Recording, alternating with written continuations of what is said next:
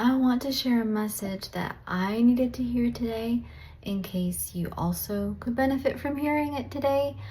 And that is this.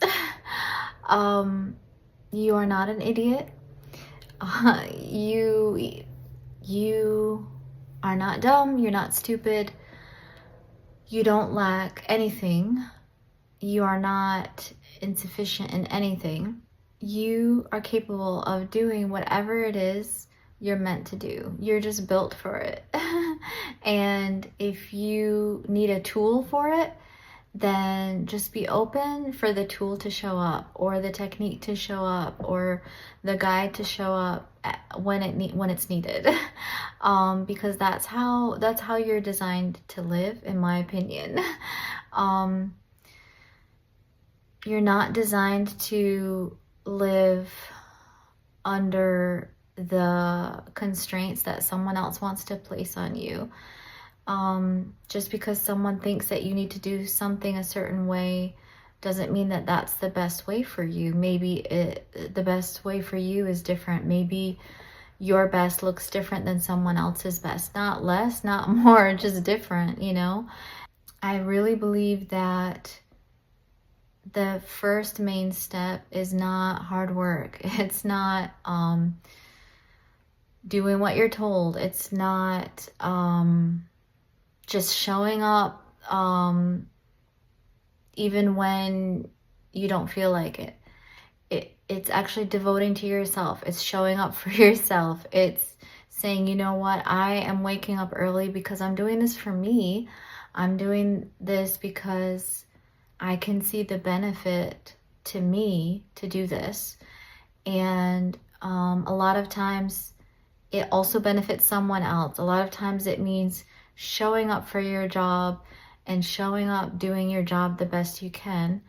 It doesn't mean slacking. It doesn't mean just staying in bed, staying at home and sleeping. No, it means taking surrendered action. Taking action when it's aligned to what you're ready for and not forcing it, you know? So that is what I've been doing. I've been devoting to myself. I've been choosing myself, and it's really helped me. Today something came up and I was like feeling dumb, or I don't know if that's the best word, but it's just an old insult, fear crept in, something that I've heard from someone else over and over again. And you know, when you respect someone and you care about someone and they tell you that over and over again, it's so easy to believe them. When someone looks like they have their life together, when someone looks like they have everything figured out and they tell you, oh, you need to do X, Y, and Z, it's so easy to believe them and be like, you know what? They probably know what they're talking about. And maybe they do. Maybe that's what worked for them, but that doesn't mean necessarily it's going to work for you, you know? So I encourage you to really get good at understanding what works for you. How do you get good at that? You show up for yourself. You ask yourself. You check in with yourself. You check in with how you're feeling. Get really good at listening to the body. Like, how does your heart space feel? How does your gut feel? More than how does your brain think it should be.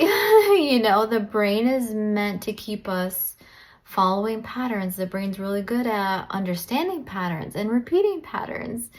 But not all patterns are serving us. Sometimes we need to rewrite those patterns. It's so hard for me to say that word. Rewrite. There, I did it. So sometimes so hard for that brain to get rewritten. I swear. And then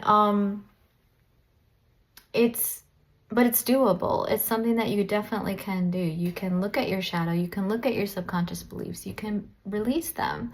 You can see them. Like today, I saw it come up and I talked to myself and I said, no, Tanya, you're not an idiot.